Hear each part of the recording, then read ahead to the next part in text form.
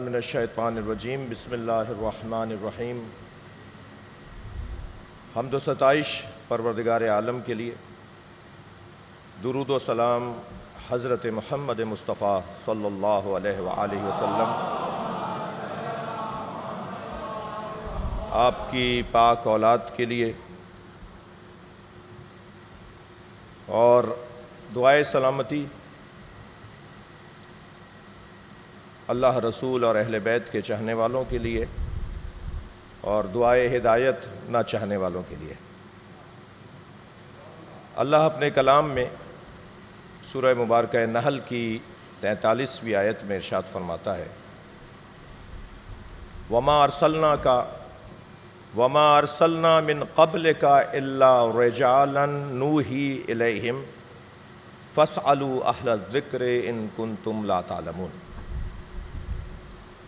اے میرے حبیب، ہم نے آپ سے پہلے کسی رسول کو نہیں بھیجا، مگر بھیجا ہے تو مردوں میں رسول کو بھیجا ہے، مرد رسول بھیجا ہے، ہم نے کسی خاتون کو رسول نہیں بنایا۔ حضرت مریم کے حوالے سے اہل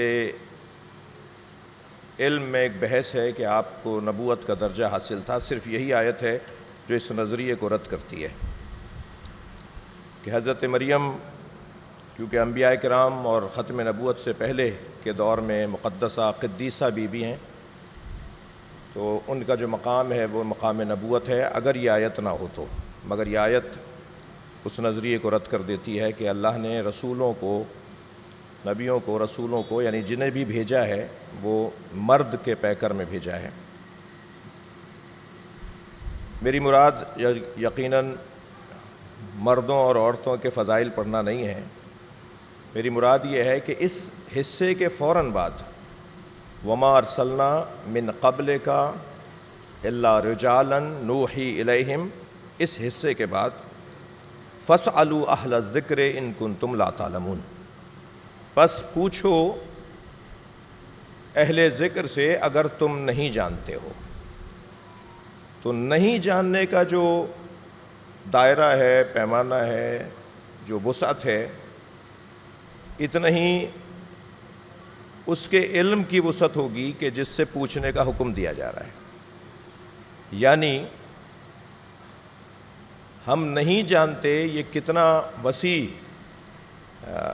عنوان ہے۔ ہم جو کچھ جانتے ہیں، جیسے جیسے جانتے چلے جاتے ہیں ایسے ایسے احساس ہوتا ہے کہ نہیں جانتے، یعنی خود علم جہالت کا پتہ دیتا ہے۔ جتنے بڑے عالم، جتنے بڑے فاضل، جتنے بڑے ڈاکٹر، جتنے پروفیسر، جتنی شخصیات اپنے شعبے میں مہارت رکھتی ہیں، وہ جانتی ہیں کہ ہمیں جاننے کے بعد معلوم ہوا، جاننے کے بعد جانے کہ نہیں جانتے۔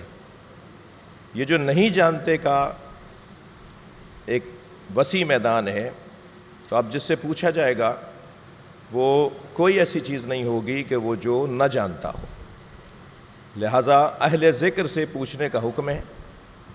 اور قرآن کی اس آیت پر کون پورا اترا؟ تو ایک حسین منظر بنا کہ جب مولا علی نے ارشاد فرمایا سلونی سلونی قبل ان تفقدونی۔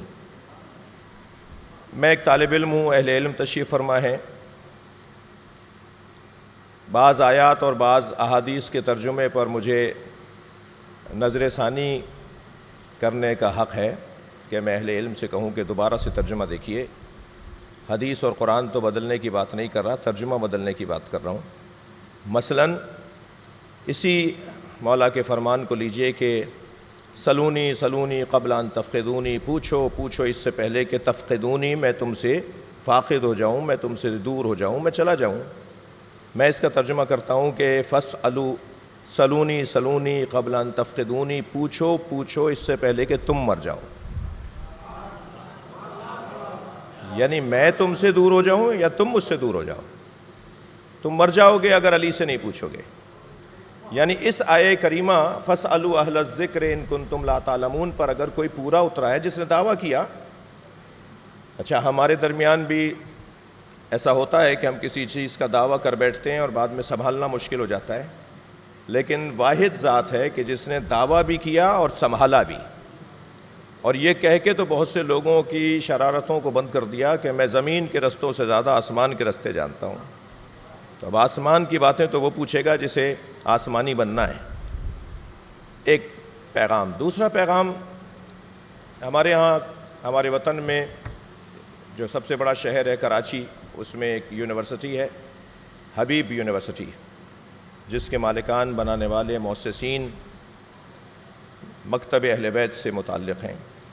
حبیب گروپ، جن کا بینک بھی ہے، جن کے اور کاروباری کام بھی ہیں اور ایک علمی کام بھی ہے ان کا، ایک بہت شاندار یونیورسٹی بنائی ہے۔ مجھے خوشی ہوئی جب میں اس میں اسی طرح کی ایک تقریب میں شریک ہوا کہ انہوں نے اپنی یونیورسٹی کا جو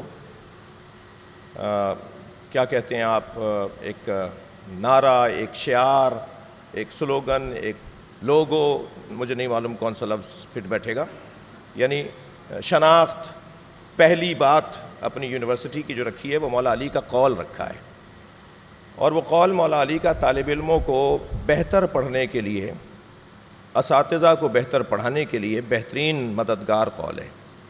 حضرت فرماتے ہیں قیمت و کل امرئ ما یحسنہ، ہر شخص کی قیمت وہی شے ہے جسے وہ پسند کرتا ہے۔ یہ اگر اس پر ایک مکمل مستقل سیمینار کا انعقاد ہو کہ پسند کو بڑھانا ہے، طلب کو بڑھانا ہے، شوق کو بڑھانا ہے، معیار طلب کو بلند کرنا ہے، تو قیمت بھی، حیثیت بھی بڑی بلند ہوتی چلی جائے گی۔ میرا مقام، میری حیثیت میری طلب کے مطابق ہے۔ اگر طلب چھوٹی ہے، عارضی ہے اور فنا ہونے والی ہے اور غیر ضروری ہے، تو ایسے ہی اسی کے مطابق میری حیثیت بنے گی۔ مولا کائنات، جس عنوان پہ اس وقت میں اور آپ یہاں جمع ہیں، سب سے بڑی فضیلت مولا علی کی، ان گنت فضیلتیں ہیں۔ میں کیا کہوں، جب مولا نبی نے یہ فرما دیا کہ لو ان الاشجار اقلام والبحار مداد والجن حساب والانس کتاب ما احصو فضائل علی بن ابی طالب، اگر ساری دنیا کے درختوں کو قلم بنا دیا جائے اور ساری دنیا کے سمندروں کو دوات روشنائی بنا دی جائے اور سارے جن حساب کرنے اور گنتی کرنے بیٹھ جائیں اور سارے انسان لکھنے بیٹھ جائیں تو علی کے فضائل کو لکھ نہیں سکتے۔ تو یقیناً فضائل کا ایک سمندر ہے، اور سمندر کہنا بھی مولا کے شان میں شاید مقصریت ہو، کیونکہ اس کی بھی ایک ہمیں حد پتہ چل جاتی ہے۔ لیکن مولا کے فضائل میں جو سب سے بڑی فضیلت ہے وہ آپ کا علم ہے، جس کی بنیاد پر ہم سمجھاتے ہیں اپنے ان دوستوں کو جو مولا علی کو کسی نمبرنگ میں رکھتے ہیں، کسی گنتی کے ساتھ یاد کرتے ہیں، کسی مرحلے میں جا کے کہتے ہیں کہ یہاں نہیں، علی یہاں ہیں۔ ہم ان سے کہتے ہیں کہ جنہیں آپ مولا کائنات سے افضل جاننا چاہتے ہیں، وہ سب مولا کا دم بھرتے تھے، مولا کے دروازے پر آتے تھے، مولا سے سوال کرتے تھے، مولا سے پوچھتے تھے۔ آپ فرماتے ہیں کہ لو سنیت لی الوسادہ، میں اس قول کو سنانے سے پہلے ایک جملہ یہ کہوں گا کہ آپ یقین جانیے، مبالغہ نہیں ہے، یہ نہیں ہے کہ مجھے سالم واپس جانا ہے اس لیے میں کوئی خوش آمدی گفتگو کروں۔ آپ یقین جانیے کہ یہ میرے دل کی آواز ہے۔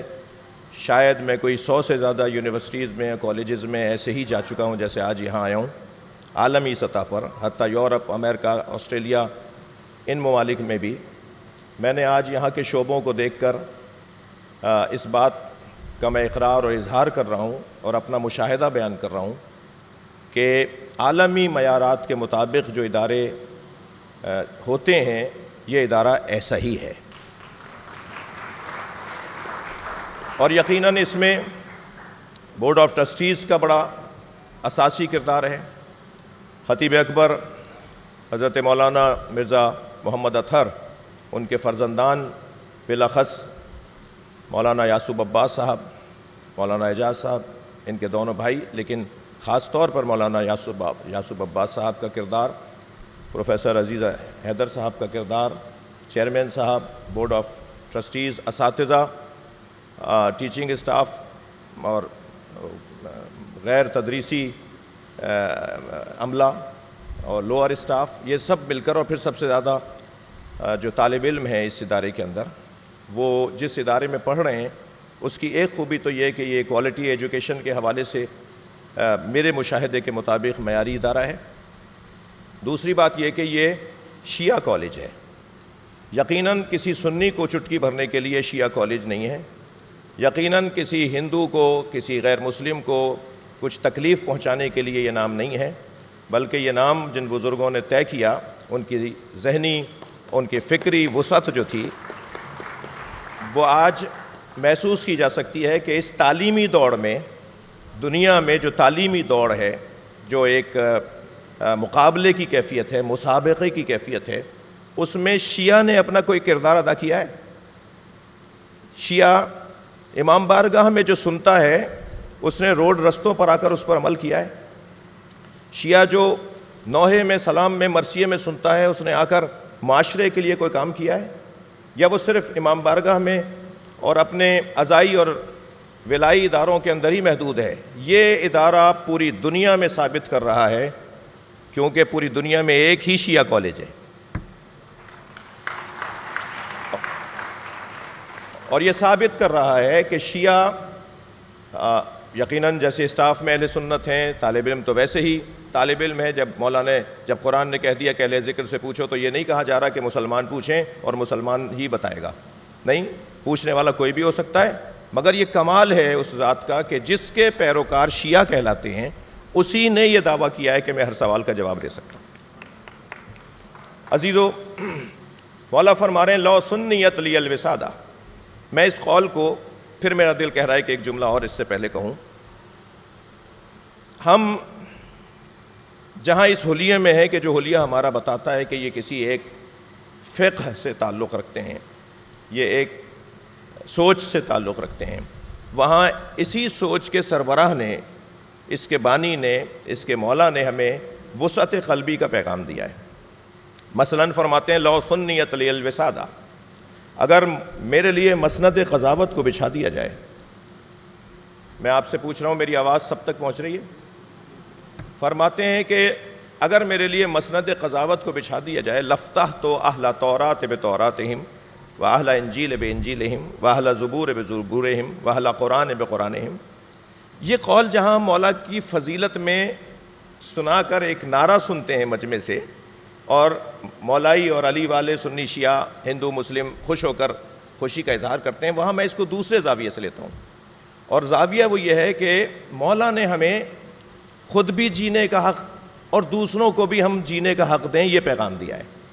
یعنی عیسائی اس معاشرے کا ایک حصہ ہے، ہندو اس معاشرے کا ایک حصہ ہے، مثلاً غیر مسلم اس معاشرے میں رہتے ہیں، میرے کسی کو ناپسند کہنے سے، کرنے سے وہ ختم نہیں ہو جائے گا۔ ایسے ہی سنی سب مل کر شیعوں کو ختم نہیں کر سکتے، شیعہ سب مل کر سنیوں کو ختم نہیں کر سکتے۔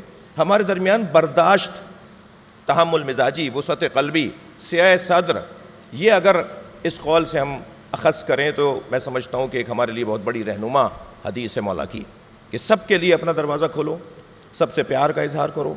اے مالک، میں تمہیں جہاں گورنر بنا کر بھیج رہا ہوں، وہاں دو طرح کے تمہیں بھائی ملیں گے، اما اخ لک فی الدین، یا تمہارا دینی بھائی ہوگا، اور نذیر لک فی الخلق، یا انسان ہونے میں تمہارا بھائی ہوگا۔ یعنی ہمیں جہاں اپنے ہم عقیدہ سے پیار کرنا ہے، وہاں انسان کی بنیاد پر تو ہمیں ہندو سے پیار کرنا ہے، ہمیں عیسائی سے پیار کرنا ہے، اور ہر ایک کی حد ہے، نہ میں ان کی حدوں میں قدم رکھوں نہ وہ میری حدوں میں قدم رکھیں۔ گفتگو، ملاقات، مکالمہ، یہ حق ہے ہر ایک کو کہ وہ اپنے موقف کو پیش کرے، سجا کر پیش کرے، خوبصورتی سے پیش کرے۔ خریدار خود لے لیں گے، اور جنہیں نہیں چاہیے ہوگا وہ چھوڑ کر چلے جائیں گے۔ سب سے بڑا ہمارا اعزاز یہ ہے کہ ہم اس گھر سے بلا فاصل جڑے ہوئے ہیں۔ ہم اس گھر تک پہنچنے کے لیے کسی زینے اور کسی کوچے سے اور گلی سے ہو کر نہیں گزرتے، بلکہ ہم اس گھر سے بلا فاصل جڑے ہوئے ہیں کہ جن کے گھر میں قرآن نازل ہوا ہے، جن کے گھر میں علم نازل ہوا ہے۔ علم قرآن کی صورت میں علم نازل ہوا جس گھر میں، ہمارا تعلق ان سے ہے، اور ہم انہیں اولویت اور افضلیت دیتے ہیں۔ ہم ان کے بارے میں قائل ہیں کہ بعد از خدا و رسول، بعد از اللہ و نبی، اگر کوئی حیثیت، اہمیت اور فضیلت والا گھرانہ ہے تو وہ مولا علی کا گھرانہ ہے۔ میں ایک مرتبہ پھر شکر گزار ہوں جناب یعصوب عباس صاحب کا، اعجاز صاحب قبلہ کا، کالج کے اساتذہ کا، بورڈ آف ٹرسٹیز کا، طالب علموں کا، اپنی بہنوں کا، بچیوں کا، آپ سب کا، کہ مجھے لکھنؤ نے جو پیار دیا وہ گزشتہ 3 دن سے تو پوری دنیا دیکھ رہی ہے، اور کچھ آزمائش میں بھی میرے اضافہ ہو گیا ہے۔ مزاح کروں تو یقیناً مزاح ہی لیا جائے گا۔ مجھے جناب مولانا اعجاز صاحب فرمانے لگے کہ والہانہ محبت ہے، میں نے کہا نہیں، قاتلانہ محبت ہے۔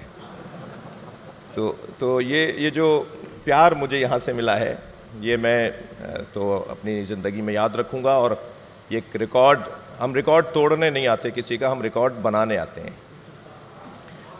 لہٰذا اس طرح کا جملہ میں اکثر ٹوک دیتا ہوں جو کہتے ہیں جی ریکارڈ توڑ دیا۔ ریکارڈ توڑنا تو ہمارا کام نہیں ہے، ہمارا کام تو ریکارڈ بنانا ہے۔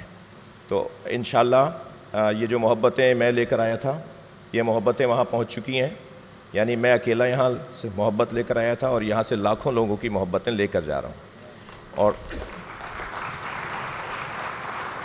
دونوں وطن کے، دونوں ملکوں کے جو اصالتاً ایک ہی خطہ ہے، ایک ہی تہذیب ہے، ایک ہی انداز ہے، ان کے سیاسی اور حفاظتی اداروں سے میں اپیل کروں گا، گزارش کروں گا کہ جو فضا ہے اس میں تناؤ اور کھچاؤ کو کم کریں، آپس میں روابط کو بہتر کریں۔